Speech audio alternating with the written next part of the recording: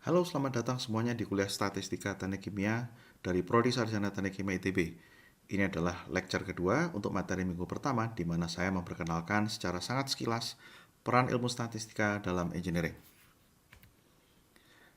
Diagram yang saya tayangkan ini menunjukkan cara berpikir seorang engineer dalam memecahkan persoalan, dimulai dari formulasi permasalahan, kemudian penyusunan model matematik dari permasalahan tersebut, penyempurnaan model, hingga kemudian penggunaan model untuk merumuskan solusi yang diverifikasi yang menghasilkan kesimpulan dan rekomendasi solusi tersebut.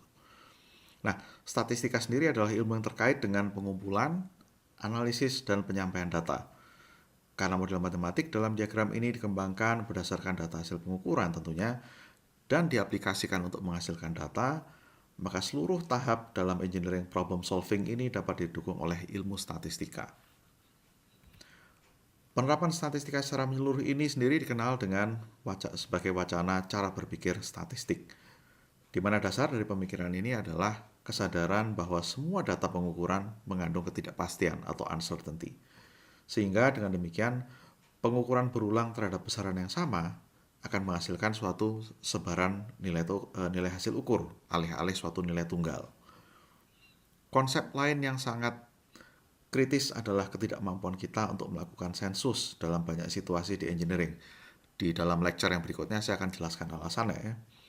Konsekuensi dari keterbatasan ini adalah diperlukannya pendekatan khusus untuk dapat menarik kesimpulan tentang populasi seperti yang digambarkan di sebelah kanan sini ya. Berdasarkan hasil pengukuran sampel yang seringkali kuantitasnya sangat-sangat terbatas. Nah, sekarang kita tinjau sejumlah peran statistika dalam teknik. Peran pertama adalah dalam hal pengukuran data. Silakan Anda simak di buku teks kita apa yang dimaksud dengan pengumpulan data secara kajian retrospektif, kajian observatif, serta kajian eksperimental. Dalam ketiga pendekatan ini, statistika memberikan panduan matematik bagi teknik-teknik pengumpulan dan pengolahan data. Nah, sebagai contoh untuk renungan Anda lihat di sebelah kanan di sini adalah suatu alat industrial deep fryer, ya, alat penggorengan industrial. Nah, Anda coba pikirkan variabel-variabel apa saja yang bisa Anda ukur dari alat penggorengan industrial ini, ya. Dan bagaimana kiranya teknik-teknik statistik bisa menjamin mutu hasil pengukuran yang baik, ya. Anda bisa lihat dari desain instrumentasi yang ada di alat ini, kemudian dengan memahami cara kerja dari alat ini serta tujuan penggunaan alat ini, maka Anda bisa mulai memikirkan kira-kira data percobaan atau data pengukuran apa saja yang bisa Anda peroleh dari alat ini. Berikutnya, dunia sains dan engineering sangat banyak memanfaatkan berbagai percobaan yang terancang secara statistik. Ini artinya adalah percobaan yang pengaturan variabel-variabelnya mengikuti kaidah statistika yang terbukti lebih efisien. Yang maksudnya adalah mampu menghasilkan lebih banyak informasi dengan lebih sedikit jumlah tempuhan. Di sebelah kanan ini adalah contoh rancangan suatu percobaan yang terancang secara statistik. Dalam hal ini adalah percobaan faktorial penuh atau full factorial design. Kita akan bicara jauh lebih banyak mengenai ini di bab-bab selanjutnya. Berikutnya, membangun model. Ya, model matematik adalah suatu perwakilan dari sistem nyata dalam bentuk yang jauh lebih sederhana, ya, dan tentunya lebih murah untuk dimanipulasi ketimbang menggunakan sistem aslinya.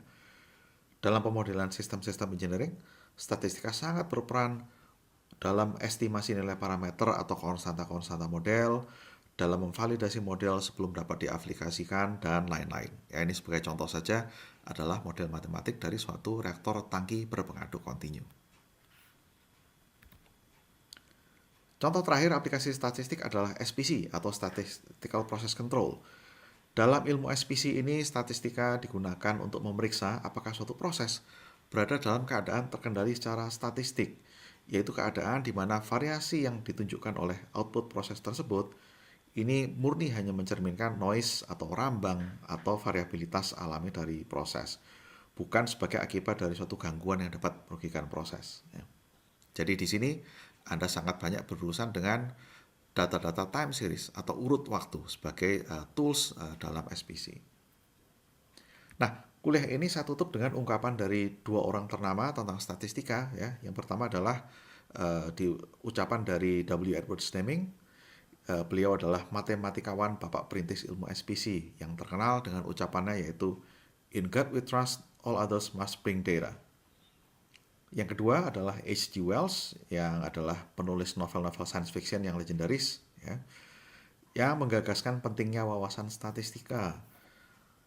Dari kedua ucapan ini kita bisa bercermin bahwa statistika memberikan pegangan bagi kita untuk dapat mengukur, mengolah, dan menerjemahkan data pengukuran secara objektif. Sehingga kita bisa memanfaatkan untuk mencari solusi permasalahan yang tepat dan juga tentunya dapat dipertanggungjawabkan. Terima kasih dan sampai jumpa di video berikutnya.